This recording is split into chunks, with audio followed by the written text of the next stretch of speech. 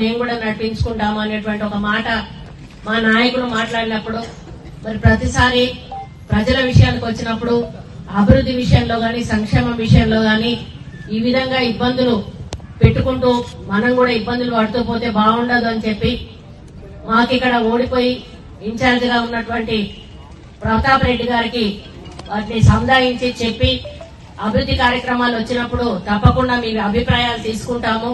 మరి ఏదైతే ప్రభుత్వ కార్యక్రమాలు అధికారిక కార్యక్రమాలు ఉంటాయో వాటిని సాఫీగా నడిచే కార్యక్రమం చేద్దాము అని చెప్పి మరి ఇక నుంచి ఇక్కడ ఏ అభివృద్ధి సంక్షేమ కార్యక్రమాలు జరిగినా కూడా ఎటువంటి ఇబ్బంది లేకుండా సాఫీగా ముందుకు పోయే విధంగా చేయడం జరుగుతుందని ఈ సందర్భంగా ఈ వేదిక మీద నుంచి తెలియజేస్తా ఉన్నాను.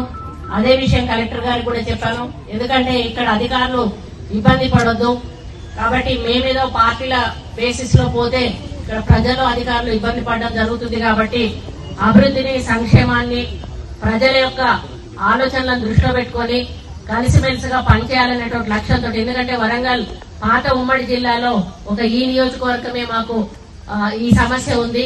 ఒక గన్పూర్ ఉండే గన్పూర్ ఆల్రెడీ మా పార్టీలోకి వచ్చాడు కాబట్టి అక్కడ సమస్య ఉండదు.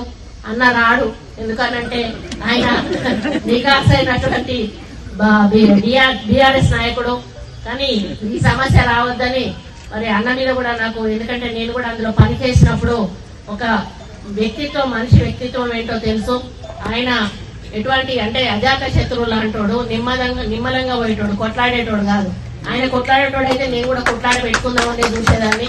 కానీ ఆయన కలుపుకోయేటువంటి వ్యక్తిత్వం ఉన్నది కాబట్టి నేను కూడా కలుపుకపోయే ఈ కార్యక్రమాలు చేసుకోవాలని ఒక నిర్ణయానికి వచ్చాం. కాబట్టి అన్న ఇక ముందు మరి అభివృద్ధి సంక్షేమం విషయానికి వచ్చినప్పుడు దయచేసి మీరు కూడా ఏవైనా కార్యక్రమాలు తీసుకునేటప్పుడు మీ నుండి ఏమైనా ప్రజలకు ఇవ్వాల్సి వచ్చినప్పుడు దయచేసి మా నాయకులని మీరు ఆలోచించకుండా అందరినీ కూడా కలుపుకోవాల్సిన బాధ్యత మీ మీద ఉంది. కాబట్టి అది కూడా మీరు ఆలోచించాలని ఈ సందర్భంగా విజ్ఞప్తి చేస్తా ఉన్నాను. మరి కళ్యాణ లక్ష్మి చెక్కులను